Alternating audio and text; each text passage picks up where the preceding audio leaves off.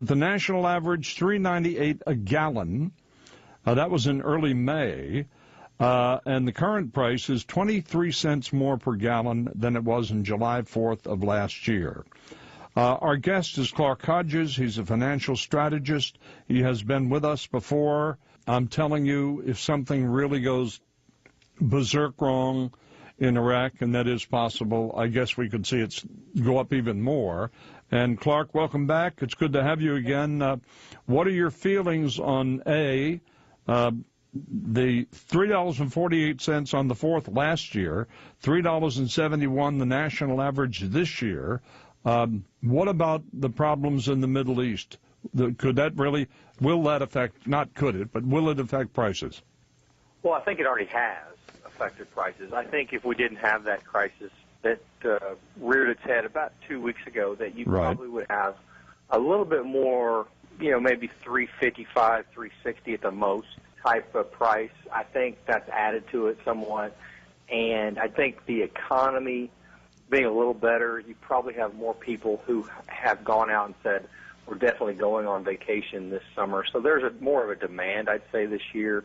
And that would normally bring the price up somewhat. Well, you're right about that. AAA says 41 million Americans will travel at least 50 miles or more over the July 4th holiday period. But when I mentioned Iraq, I didn't mean what's going on right now. But if all of a sudden this ISIS or whatever they're calling themselves today, if they were to take over Basra or make serious moves on Baghdad, I could see that.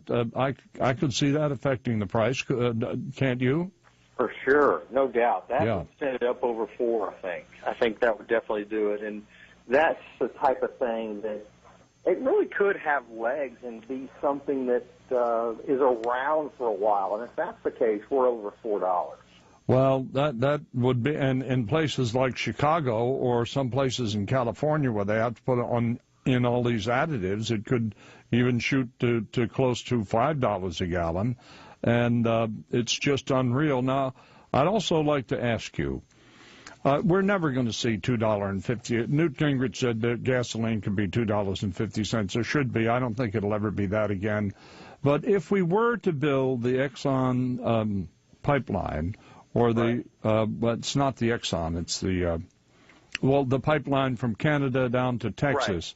Would that at least stabilize things and lead to a situation where we didn't have to be worrying about what was going on in the Middle East or the very shaky areas of Africa?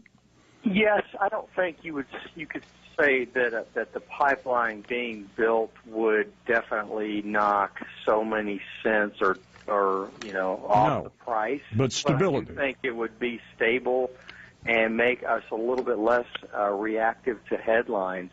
These countries now want this oil as a security blanket. It gives them power if they have the control over this oil.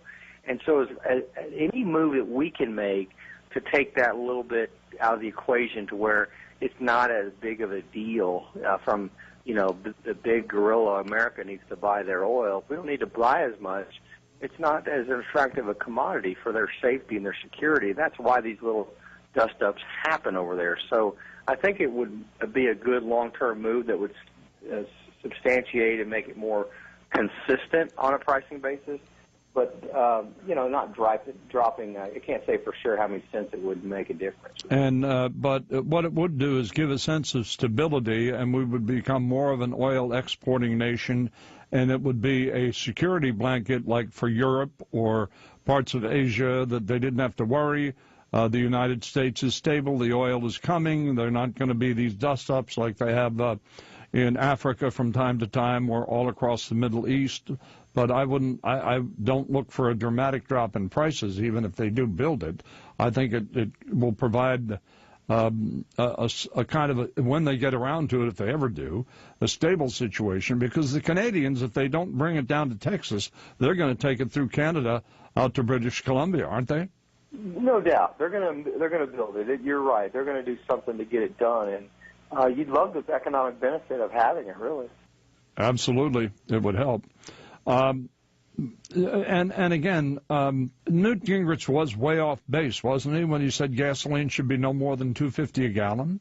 Well, who knows? I mean, there's so many different little factors that contribute to gas prices, oil prices. It was $1.82 when Obama came into office. You've got, I think, what I see going on is a consumer who's wising up a little bit and changing habits in such a way where electric vehicles are an option now, a real option, and people are leaning that way. But that's a slow process to change the price of oil at the pump, price of gas at the pump. But if someone would come along with the pipeline and then maybe put in a system of converting fleet vehicles or 18-wheelers to a natural gas engine, that's a real step that can make a difference immediately in the millions of barrels that we would need on a daily basis. You know, when I was working in Philadelphia, they had it's the Ford. I can't think of the Ford model, but it's the Mercury Marquis model that Ford made, and they were running on natural gas, and my goodness, we have an unbelievable source of natural gas. If we could ever get that, that would really that would not be that expensive. Yeah, I mean, I'm not going to say it's going to be cheap, but it would take a lot of pressure off. Yeah, no doubt. It would definitely take a lot of pressure off, and that's really the key, because it gives us a real national energy policy that we're putting into place. And any fool with a plan is better than a smart person with no plan. And right now we have no plan. Not only no plan, but you talk about electric cars. In Maryland here, the price of electricity is going through the ceiling. So and if there was more demand, it would go through the ceiling even more. And that's the only, I mean, I don't know why we're not moving on that front with natural gas, but when we do, when we get a plan, at least have one, I think we'll all be better off. But well, thanks. I can tell you why. It's a thing called Congress.